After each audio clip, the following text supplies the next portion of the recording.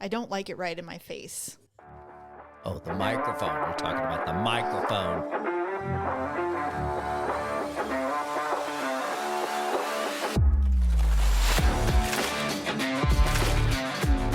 Welcome to the Ugly Truth. Welcome. Hug. You're all right there, Coffee? I'm good. Coffee Smurf? Well, let's just get going. Okay. If you have the privilege of growing old past the age of 40, you get to do some stuff medically that everyone loves.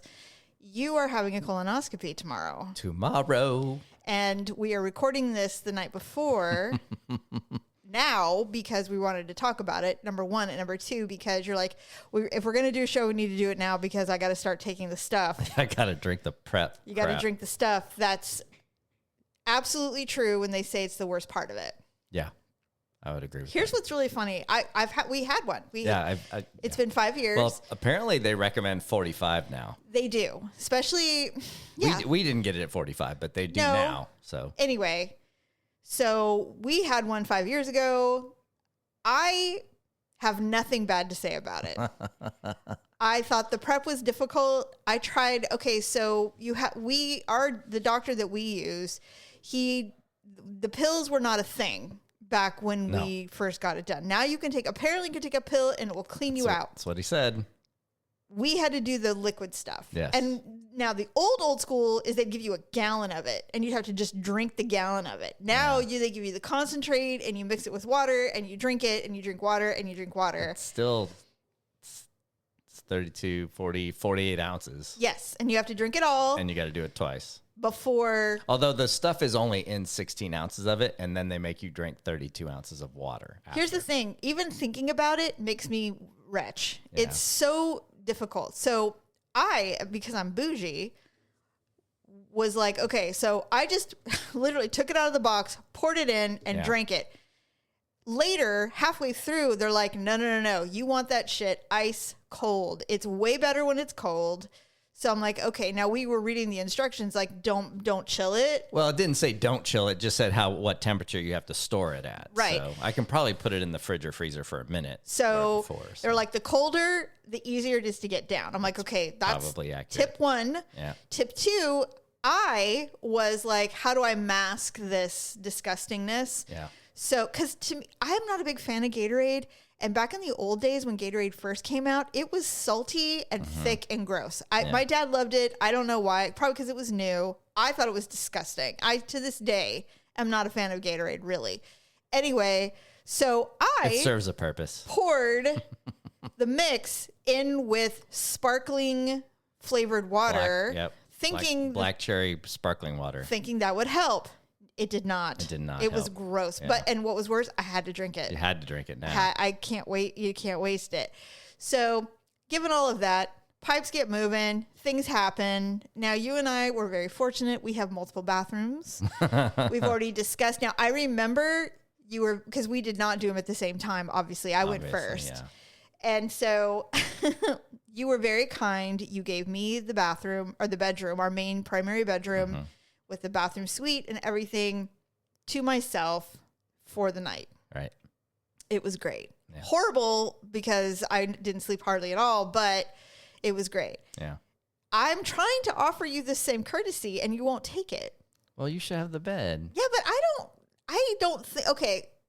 Honestly, we'll see how the first round goes. Okay. You may change your mind. All right. You may change your mind. I don't remember being in the bathroom 24/7. You're not in the bathroom 24/7. It's just the constant urgency you will feel, and it will wake you out of a dead sleep sometimes, depending. Now, your appointment is at a time where you are doing this overnight.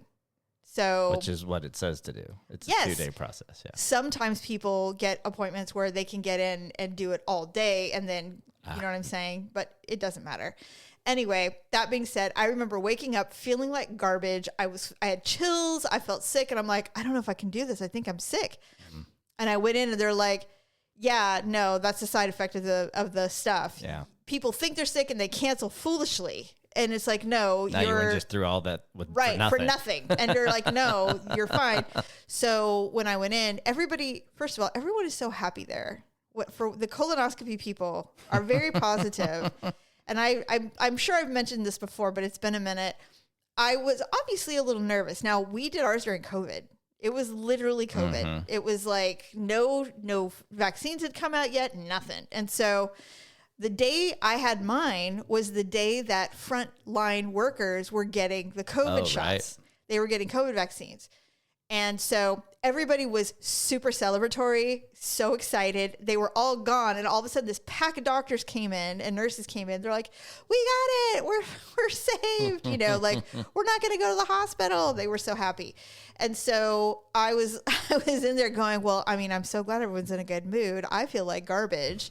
So the anesthesiologist comes in. He was so very nice. He's asking me all these questions. He's looking at my file, and he turns to the nurse. He goes, isn't it nice when we have healthy patients? And I'm like, that is the nicest compliment I have ever received from a doctor. Thank you for saying that. He's like, funny. It's just, you'd be amazed. And I'm like, no, I wouldn't. You're a colonoscopy doctor. No. Yeah. So go in, and I'm joking around because I can't help myself. And that's what I do. They're like, well, what music? I'm like, I don't know, 80s. And they're like, sure. All of a sudden I hear flock of seagulls immediately. Ding, ding, ding, ding. And I was like, all right, cool. That's all I remember. Yeah. And then I wake up, and first of all, my butt hurt so bad because I had my whole body was cleaned out, and I had gone so much that my butt was raw. I wake up, and they're like, hello, you're fine. Nothing's wrong with you. We'll see you in 10 years. I'm like, thanks. And they're like, you did a great job on the cleanse, because that's the part that people fuck up.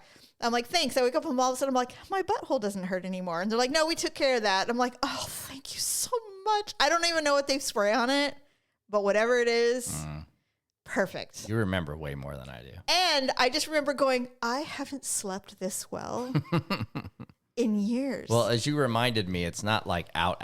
It's like Michael Jackson out. Yeah, you're sleeping. Propofol. You're sleeping, but you definitely aren't like anesthetic under. Yeah. It's fantastic. And I'm like, everybody says it, but they're like, I can see why Michael Jackson did it. Like, it's so restful. I was warm. I was like, oh, thank you. And I'm like, I can get up and go. They're like, no, you're druggy. Wheelchair, yep. But without all that being said, it's so good. So like, it's kind of like childbirth. You know, it was difficult. You know, you went through it. You know, at the time you're like, I don't want to do this anymore. And then, you know, later you're like, yeah, it was hard, but you know, whatever. Yeah, it's fine. Yeah. That's how I feel about this. I was, not that I want to do it. I'm just saying it's not the worst thing I've ever done to myself. I was incredibly anxious. I know. What's funny is I thought about this earlier today. I was like, at no point in the past week of thinking about this have I been anxious about the results. Oh, really? I was like, oh shit, that's why I'm getting this done, is to make sure that's okay. So the very first time I did it, I was incredibly anxious because even though it's not technically all the way under, I had not been under in any way, shape, or form since about well, you must 15, have been a child, 15 when I got my wisdom teeth pulled. Right. All at once. Yes. So I had 4. So I had all. That's crazy. So they knocked me out and pulled all 4 at once, and that is to that. So now fast forward 35 years. Yeah. I mean, knock on wood, never broken anything, never had surgery, never whatever. So I was extremely anxious, and the very nice nurse could tell that I was anxious and was like talking me through it. I remember that. Yeah, she was really nice to you. And then also, what was the whore's name? Huh? Do you remember the whore's name that was nice to you? I'm telling you, I just remember I remember her being nice to me and saying, you'll be fine. You know, like, I don't think they gave me anything or anything like that, but they just kind of. No, they anyway, so that. But I was incredibly anxious about it because I'm anxious about that shit anyway. Yeah. Although now, since I've had a gajillion blood tests and all this other kind of stuff, so it's not as bad, but, yeah. So but I don't remember much more than that, to be honest. I remember you did truly not remember stuff. Yeah, you and I. Well, maybe I was that way. I remember laying down. I don't remember counting. I remember music, but I don't remember what I said or anything like that. I do remember that. Well, I don't. Did you have to count like down from 100 and you make it to whatever? I mean, maybe, but I mean, honestly, I was like, just knock me out. I don't give a shit. I don't want to feel anything. Yeah. I don't want to know anything. That's kind of my mantra when it comes to medical. I don't care. If I go to the dentist, I'm like, I don't want to feel anything. Do what you got to do. And then I remember it being done. I remember getting wheeled out, and that was it. Like, I don't remember anything in between. My mom, so fast. My mom has a really funny story when she got her first one done, is that they did the same kind of thing, countdown, whatever. And then she wakes up. And she goes, and she hears the doctor, and she goes, no, don't start. Don't start. I'm not asleep yet. And she's like, honey, we're done. Way long. We're done. Doctor's at lunch. Yeah. So anyway, it'll be fine, obviously. But I had to go back 5 years, not 10. Yeah, I know. So. It's fine. I have to get a mammogram every year. It's no biggie. And No. by the way, this is how your parents talk when you move out.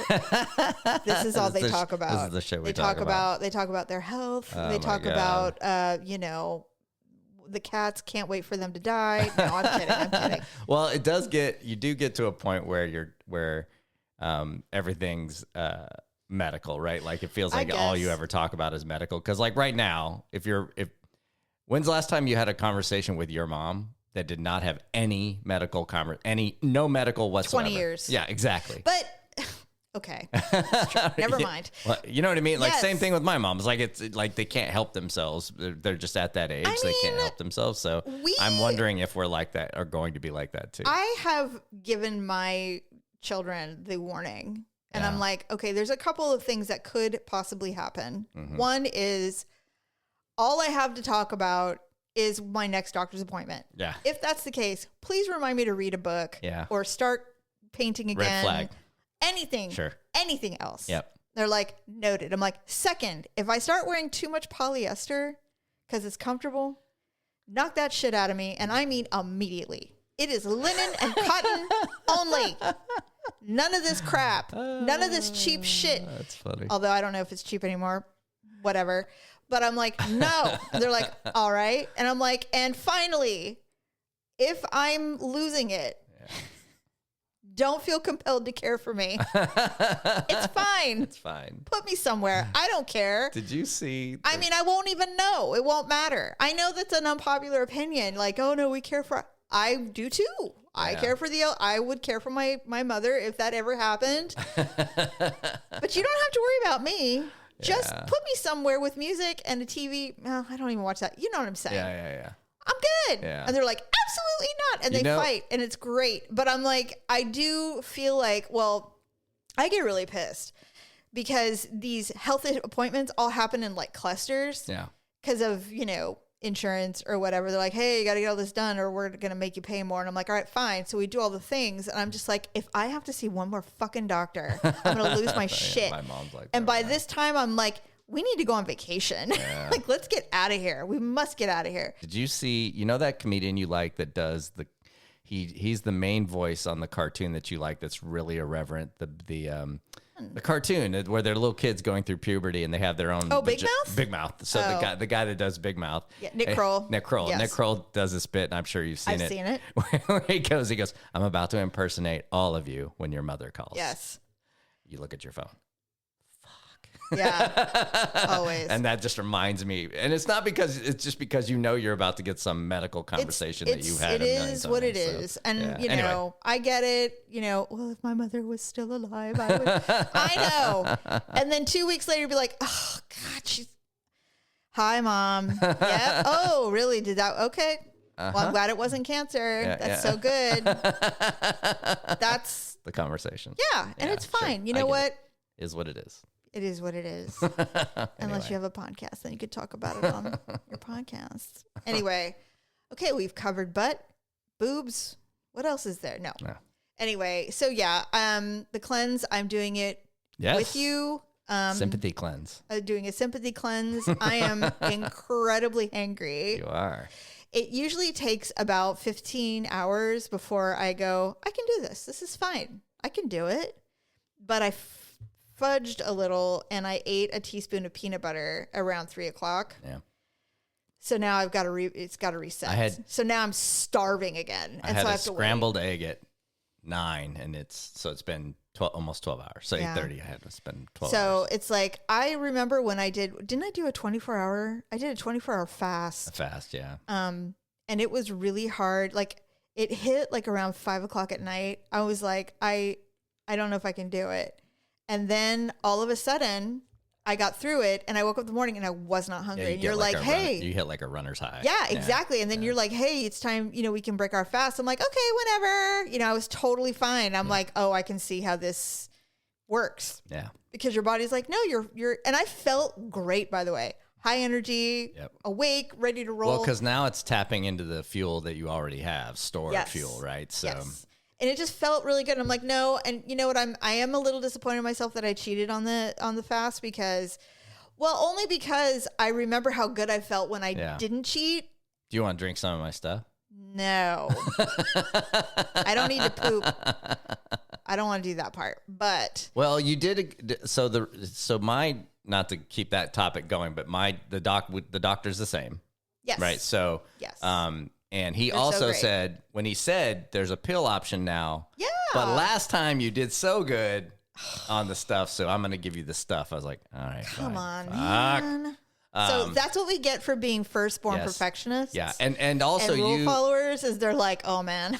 but it's because of the couple of days before I know that it, and actually eating in a certain way and makes it easier. Anyway, I'm very optimistic that this will be over with very soon. I mean, if anything were to happen under propofol, is there a way for me to log into your computer? Yeah, you know all the passwords. Okay, just making sure. You have a what is it? I sent you a Apple Note that you can only open with your face. Oh, that's nice. You have the family passwords in there. All right, I'll look for it. It's in there. Hopefully, and you don't need to clear my browser history. It's fine. I wasn't going to. That's not what I was talking about. I want access to the money. That's the joke. I know. Although nothing. That's not going to happen. I'm just saying. I know. I'm just saying. Anyway, okay. So now you know how much I love people paws. Yeah. Yeah. Okay. People. Leg hands. Yes. I can't even say the word most of the time. So you're going to be absolutely shocked when I tell you this next thing. Okay.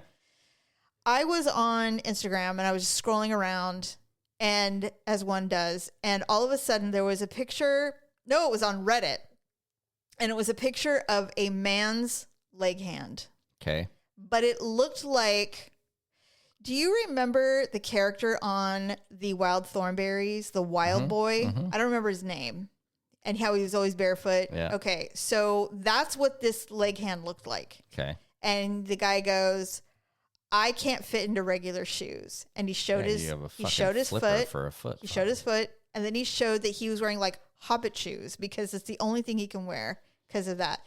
And then people in the comments were like, this is actually very common in people who grew up never wearing shoes. Oh, really? This is how our feet are supposed to naturally be. What? But shoes train our feet to be Well, I mean, that narrow. makes sense, but yeah. And never so would I have they're thought like, about I that. bet you could climb trees really good. He goes, actually, I can. It's like I have a very unique set of skills. Did he confirm that he grew up? He never wore shoes as a kid. Never. Wow. And somebody goes, I have the same shape. And they were telling him about this brand. Here is a picture of his paw. Yeah. Spread out like a caveman. It looks like he's got a Neanderthal. Yes. That's what somebody said. Somebody goes, it looks like you should have 6 digits, but you only have 5. Isn't that insane? And look at these Hobbit shoes. Isn't that the weirdest thing ever? Wow. I will post this for the people who are listening. But like, this is the oddest looking paw I've ever seen in my life. It's wide. The toes are more spread out. It's a very strange looking leg hand. Yeah. But I was like, so then I just went down a rabbit hole about all these people going, there's this brand called Barefoot something. And they're like, this is meant for people with ultra wide paws, and that they're comfortable, they're hard to get used to, but once you do, you'll be fine. Because I mean, obviously these humans clearly don't wear shoes regularly. Yeah. And I'm like, how? Wow. And no one ever indicated, because I was poor or anything like that. It was just like, I just never wore shoes. I never had to. Yeah. Like wherever they lived. I grew up in Hawaii. I never, whatever. Yeah. Exactly. Yeah. And so they're like, we never needed them, and even if they wore flip-flops, they still aren't getting any kind of shape. And so what made me shocked was the fact they're like, shoes, modern day shoes is why we don't have feet like that anymore. It's not an evolution necessarily. It's more of a training of the foot. And I'm like, this sounds reasonable. Yeah.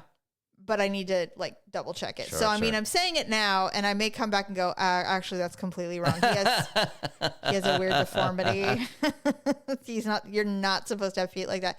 I don't know though. So we'll see. But anyway, and it looks like he also has like fun small facts size. with Jamie. Fun facts.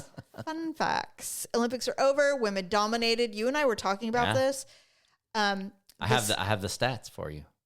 Really? 8 out of the 12 U.S. gold medals were women. Get the hell out of here. And just under 64% of all the medals the U.S. won were women. I would be curious what that looked like. I don't know what the split was between. I would also be curious, athletes, female athletes at the Olympics, regardless of country, how many women versus men sure won, I just saw the U.S. one or whatever. But anyway, we were watching. Obviously, these women are just dominating every sport, and obviously hockey was the topper because that was the final event of the season. And I was telling you, I said this during the Summer Olympics last year that the women were dominating. And I'm like, I mean, I know like water polo didn't do well, men did better, but they also had their starting player had literally a death in the family, and they brought somebody in who was literally like 18 years old, had never played, at the Olympic level before. So it was kind of understandable, but they were so dominant. I'm like, they make the men look like rookies. It's insane how well trained.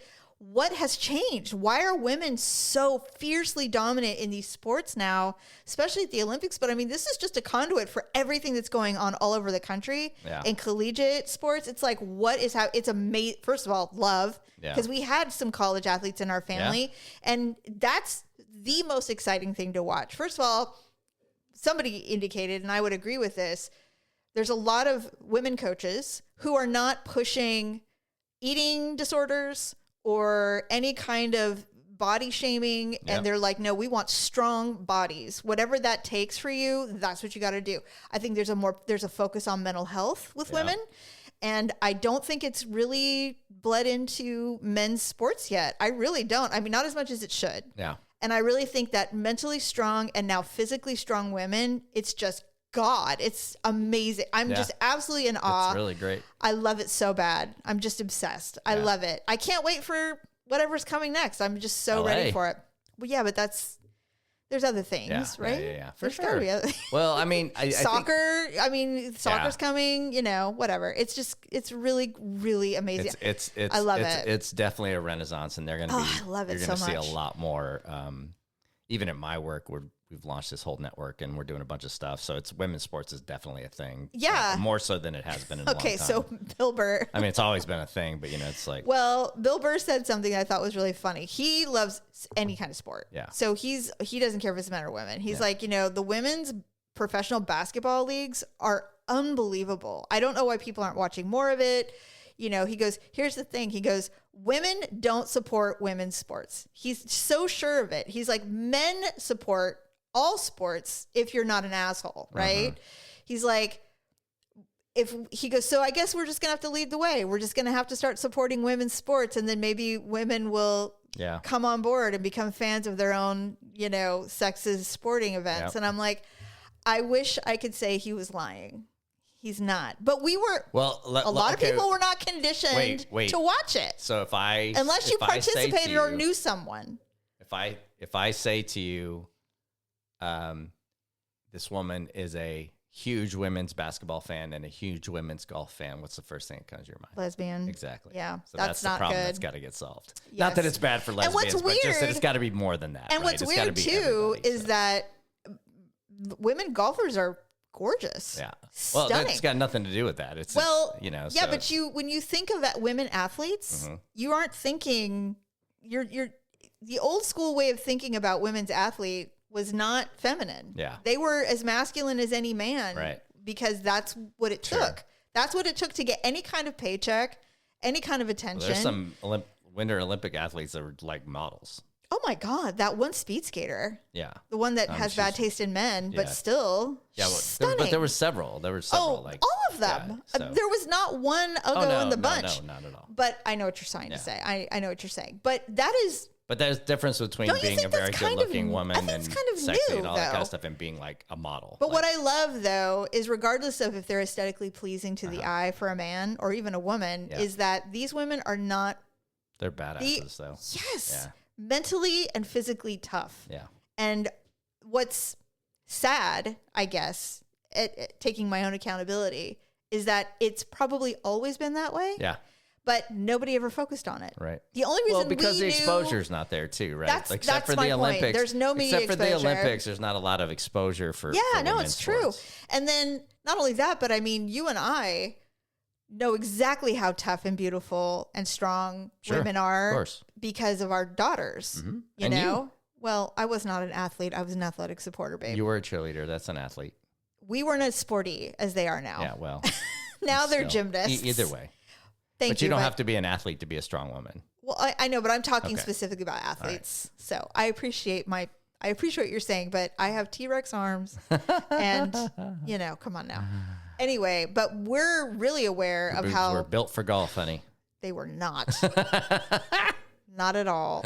That's the thing. I think that's why I don't like golf that much, actually. I've tried it many times, but my boobs get in the way, and it's like, what do I got to, like, ace wrap them? Yeah. Ace bandage them? Anyway... So, so it's like, but these women have always been like this, but they've never been given the exposure. Exactly. So it's like, unless they do something uniquely marketability wise, you wouldn't even know. Like, how long did it take anyone to recognize some of these swimmers who have world records that nobody had ever heard of until the Summer Olympics of like 8 years ago? Anyway. Very true. I'm excited to see where this is all going. I'm really glad that there's been some hype, and I really hope that Bill Burr is correct, that the men will lead us to the women's sports. The male sports fans. All that means, though, is that the networks will actually put some money into it, and then it will expose, because there's so many people that would be like, oh my God, I didn't even know, you know? It'd be great. So anyway, I'm glad the Olympics have come and gone, and that we've all learned a little something about. No, the Olympics aren't over yet. What's left? The Paralympics. Oh, well, okay. Make me feel like a dick. God. I'm sure we'll get the same amount of exposure. So are the Paralympics and the Special Olympics different? Yes. Okay, I know we're dancing a really comedically fine line, so and I want to be careful. They're different, but the concept Paralympics is the same. are like missing limbs and stuff, right? No. It's and it's Special physical. Olympics is physical. Yes, I believe that is the case. One are physical, and the other one is like, it's not just all mental, but it's like all. Are they all Down syndrome? No. But para means you're paraplegic, not. Well, not just paraplegic. Well, there's no. Aren't there limbless people? Yes, but that's not paraplegic. Paraplegic means you're paralyzed. I don't think that's true. It is true. Okay, well, I'm wrong then. But yes, there's some sort of physical disability. Okay. But they're mentally Olympics, sound. Correct. Okay, that sounded terrible. Yes. That's not what I meant. Yeah, well, look, fact. I'm pretty sure there's no Down syndrome people in the Paralympics. They are going to be in the Special Olympics. I believe that to be the difference. Yet another one of the 17 things we're going to have to look up after we get done with this show. But I believe that to be the case. They are not the same. All right. Yeah. I'm trying really hard to not be inappropriate. It's just by you saying that is being inappropriate. No, it's not. Sure it is. Why? Because I'm not making fun of anyone. You're smiling while you say inappropriate. I am not.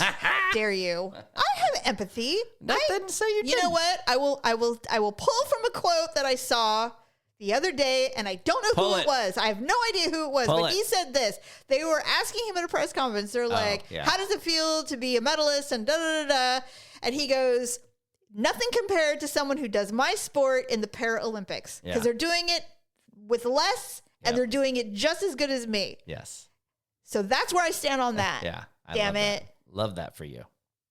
I don't know much about the Special Olympics because I thought they were the same thing. I do not believe they are. Now, are they also coming, or is that at a different time? They're completely different to my knowledge. Do they have anything to do with the Olympics? So we just call it. I don't believe so. I don't want to be quoted, but they call them the Paralympics, and it is very different from what I've seen on the Special Olympics. Okay. Stop talking. Me? Oh, yeah. Talking out loud. Yeah. Stop talking. Either look it up or move on. I'm moving on because I'm thinking of something that I sent to a friend, and I just... Did you know that there are drag queens who are also Down syndrome? Yes. Wait, I told you that. No, I told you that. I sent it to you. I thought I sent it to you. But no, yeah. I sent it to you. Yeah. And I felt bad about it because I wasn't trying to make fun. I was shocked. Yeah. Drag down? I don't know what it's called, but I was very surprised. Yeah. And I'm like, don't you fucking judge me. There's probably like... And Greg's little people too. Greg's like, I would never judge you. I'm like, well, you would, but not on this, please. Thanks. Not on this, please. Anyway, all right. Well, with that being said, you have to start your cleanse. I have to drink more water so that I don't fall down and die. Oh, man. From hunger. I have been drinking lots of water. Yes. And we will be back next week with a new show. Bye. Wish me luck.